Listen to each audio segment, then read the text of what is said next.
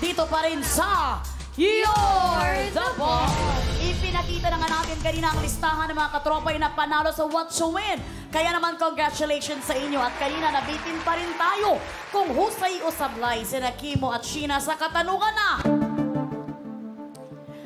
saan matatagpuan ang pinakamalaking sementeryo sa Metro Manila?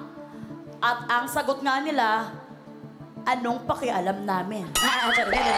Ang sagot nga nila is letter C, City of Manila. Well, today ba naman is raining in the City of Manila? Di ka ba nakikinig? Kaya naman, ang sagot niyong letter C,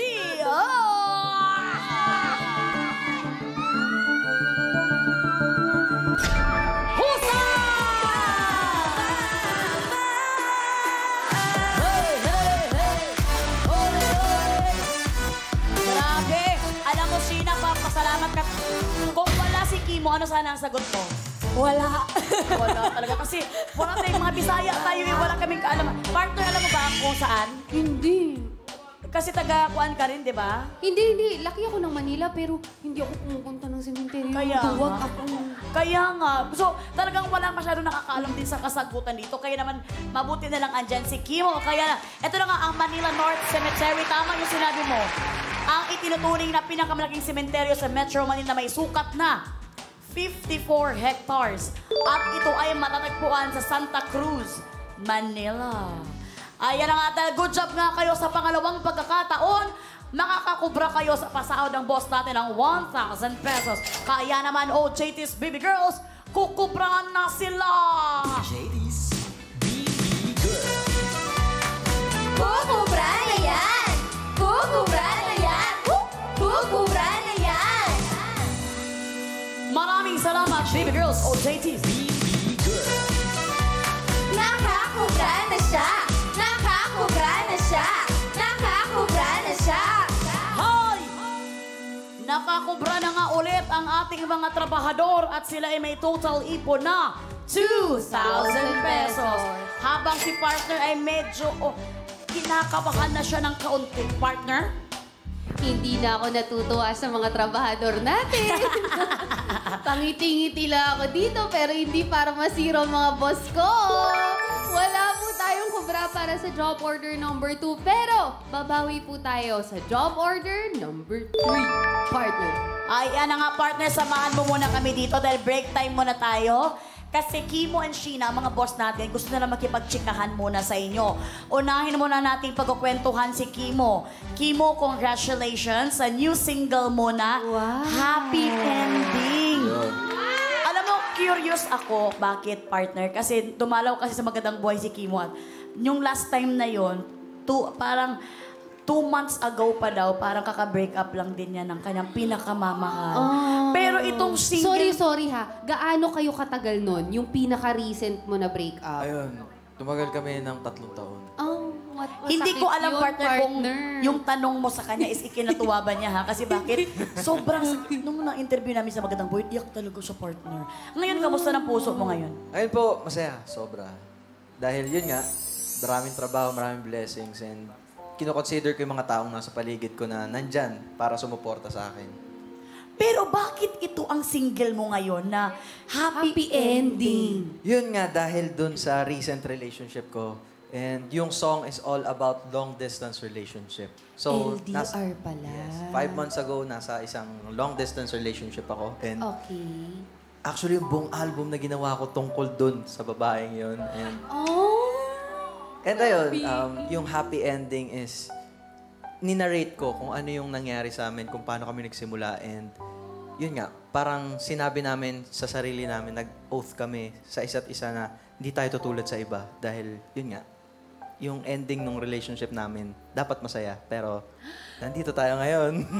May ganun pala. Pakinggan natin yan, Vic. Sobrang lungkot siguro niyan. At saka sobrang ganda naman ng babaeng ito. Buong album. Kasi di ba madalas naman natin malalaman na parang, itong singer na to, dinededicate ko yung kanta na to para sa kanya. Eto si ate girl, buong album inangkin mo, be. Hindi lang kanta sa kanya lahat ng album.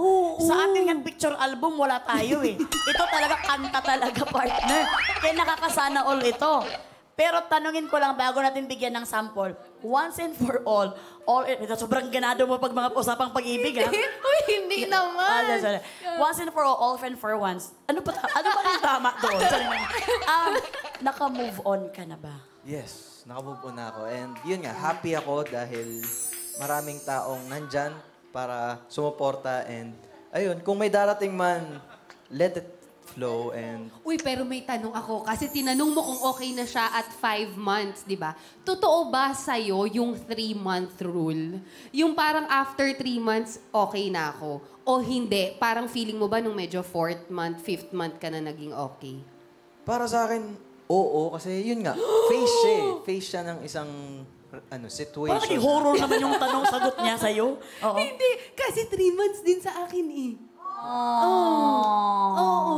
Parang Siya. kaya feeling ko, kaya siguro naisip ni Popoy at Basha yung 3 months rule. Naginaya na rin natin curious lahat lang ni ko. ngayon. oo. Kaya tinanong ko lang din, tingnan mo 3 months din daw. Bakit sa'yo parang pa 3 years rule? Hoy, hindi 3 years! Kasi parang wala pa rin ako nakita sa'yo na parang minamahal mo eh. Pero pwede bang sampulan mo kami? Yan. Actually, Dito masaya ka sa yung gitna. song. Masaya yung song. Oh, sige yung lang. Yung chorus lang yung Acapella. Okay, acapella. sige, go. Yan. Parang, Love! Oy, maganda ang mag-break up nila. Masaya. Kumbaga parang good break up. I think nag-end yung relationship nila na intact siguro yung respect. I love that. Pero syempre, sobrang laki ng respeto din namin sa'yo, Sheena. Pwede mamaya ka na namin pakantahin. Hindi ka naman magagalit, Sheena, my darling. Kasi ang pinunta nyo dito is talagang trabaho, hindi ang kantahan. Kaya naman, mamaya na tayo kakantahan ni Sheena. Humanda na ulit kayong dalawa sa trabaho dahil work para sa pasahod worth 2,000 pesos. Narito na ang ating job order. Number 3.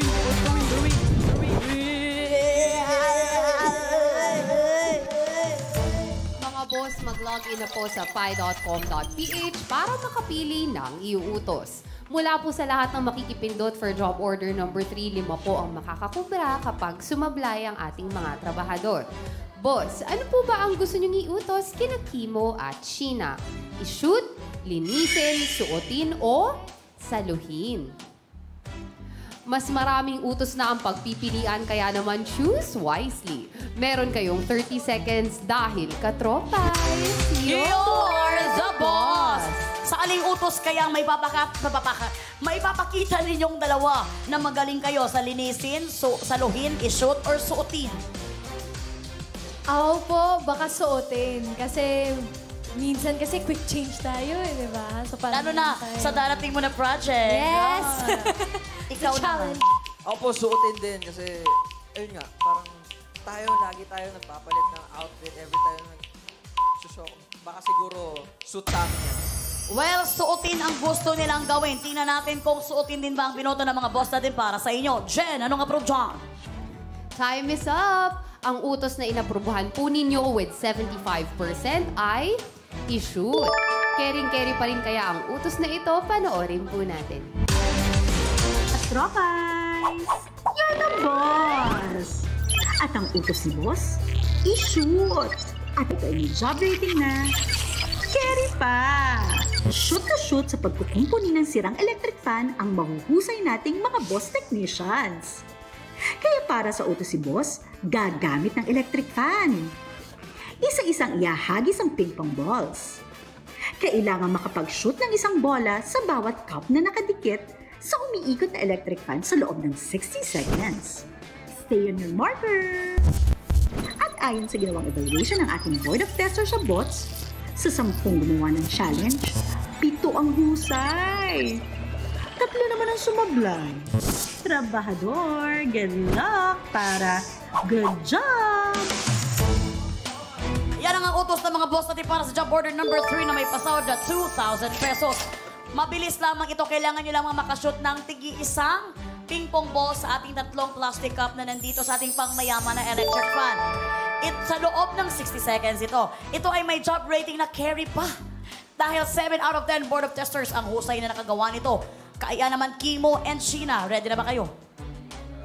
Ready na daw sila, kaya naman! Work! Work na! Go! Your time is running. Pwede kayo mag-shoot ng dire-diretso? Pwede rin ba? One player at a time. Sheena, anak, ingat lang sa sapatos. Sheena, yung shoes mo, Sheena, hindi kayo pwedeng lumagpas sa ating yellow line. Dahil ang ating mga boss na, ay! Nakashoot na si Sheena! Muntik na ay! Dalawa! Isa na lang! Kimo! Galingan mo, Kimo!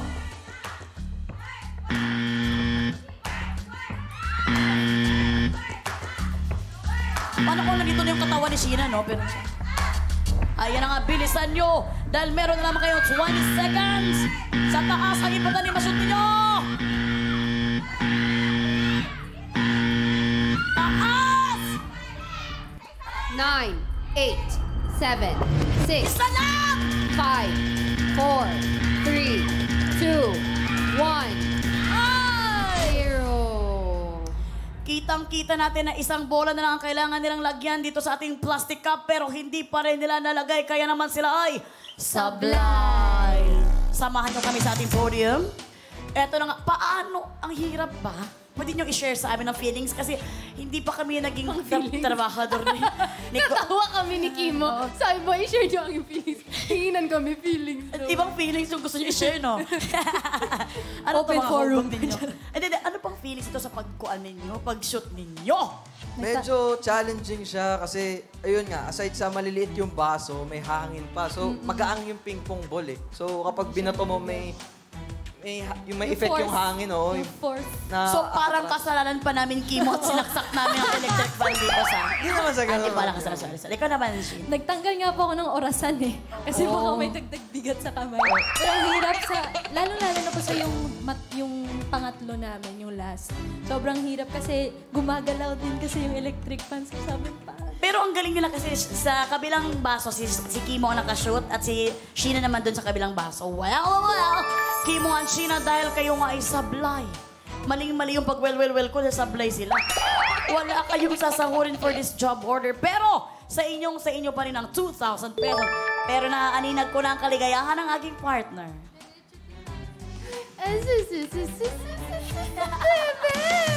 Congratulations mga boss ko! Sabi ko naman sa inyo, hindi po kayo masisiro. 5 po sa inyo na nakipindot for job order number 3 ang maghahati-hati sa 2,000 piso. Meron po kayong 400 pesos each at mamaya i-anunsyo natin kung sino-sino kayo. Kaya naman, OJTs, BB Girls, kukubra na si boss. JD's BB Girl. Kukubra si boss! Kukubra si boss! Kukubra si boss! Ayan ang iningitian na ako ni BB Girl Ayumi. Si kahapon. Kasi kahapon talaga akala ko mapapaginipan ko. Nakakubra si boss! Nakakubra si boss! Nakakubra si boss! Matapos ang 3 job orders, 5 boss katropais na po ang nakakakubra. Alam mo, partner, ang galing mo mag-edit. Kasi nung gumanon ka, yung cameraman natin unang natawa. Sabi ko, kinikilig sila. Well, eto na nga, game time na ulit tayo. Balik trabaho na tayo para sa pasahod worth 2,000 pesos. Pumanda na sa ating job order. Number 4. Merry Christmas. Mga boss, oras na po ulit para mag-approve kung ano ang dapat itanong. Mula sa lahat ng makikipindot for this job order, 5 po ang makakakubra kapag sumablay ang ating mga trabahador. Boss, ano po ba ang gusto niyong itanong kina Kimo at Sheena? Korean or musical? Meron kayong 30 seconds para pumili dahil katropais, You're the boss! Kimo and Sheena, forte nyo ba ang kantahan? Kasi alam namin yan. Pero gusto nyo rin ba ang musical? So, papatunayin mo sa kung saan kayo bubuga. Sa Korean ba or sa musical? Saan kayo bubuga? Ano yung ibubuga nila? Tinitignan ko anong nandun eh. pero di ko Korean pili or eh. musical? Korean. Korean ang gusto mo kasi may pagka-K-pop fanatic din ito si Sheena. How about you, Kim? Korean. Kasi usong-uso yan niya. At kakagaling mo na Yes! Manood kayo ng movie ko, Ma'am Chief. Yes. Mga Korean. Well, tingnan natin kung ano bang approve ng mga boss. Kung Korean ba? Partner? Kasi mayroon kang tilalang taga-Korean. Hindi. Ang cute-cute ni partner. Kay Korean ang tama. Yung sa kanya, Korean. Alam mo, partner, wag kang mag-charge na kay paparating na siya sa November 11. Ano? Time is up, mga katropais! Ang tanong na napili ninyo... Diyos ko po. Ang tanong na napili ninyo with 76% ay may kinalaman sa Korea. I-deliver nyo na ang pinapatanong ni Boss. When outside, Oy! we're back again, Lord. Oy! Aye. Just want to see.